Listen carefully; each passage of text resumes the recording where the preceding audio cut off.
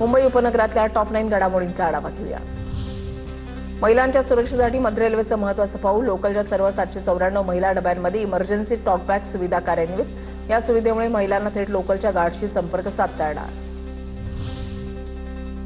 मध्य रेल्वेच्या हार्बर मार्गावरील गुरु तेग बहादूर नगर रेल्वे स्थानकाचा कायापालट होणार। मुंबई अर्बन ट्रान्सपोर्ट प्रोजेक्ट 3 अंतर्गत स्थानकाच्या अद्ययावतीकरणाचं काम वेगानं सुरू।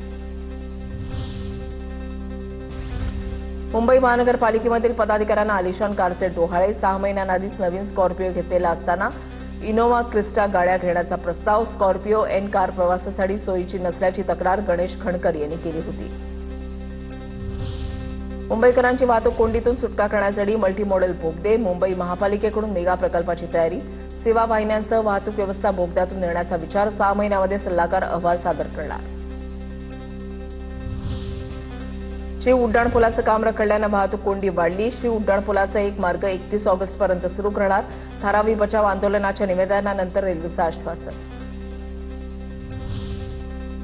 मुंबईमध्ये म्हाडाच्या घराचं हस्तांतरण करण्याच्या प्रक्रियेला वेग। 15 दिवसांमध्ये हस्तांतरण होणार। यापूर्वी हस्तांतरणासाठी 23 दिवसांचा कालावधी लागत होता। तरुणाईला व्यसनमुक्त करण्यासाठी मुंबईमध्ये पालिकेच्या वतीनं ट्रक फ्री मुंबई अभियान राबवले जाणार। मुख्यमंत्री फडणवीसांच्या हस्ते 30 जुलैला वरळीमध्ये उपक्रमाचा शुभारंभ केला जाणार। बीएमसीचा अहवाल फेटाळल्यानंतर चेंबूरमधील झाड दुर्घटनेच्या फेर चौकशीची मागणी वाढली।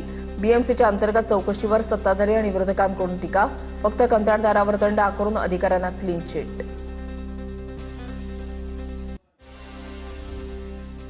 ठाण्यातल्या कापूरवाडी पुलाजवळ ट्रकचा अपघात। चालकाचं नियंत्रण सुटल्यानं ट्रक दुभाजकावर धडकला। सुदैवानं कोणतीही जीवितहानी नाही।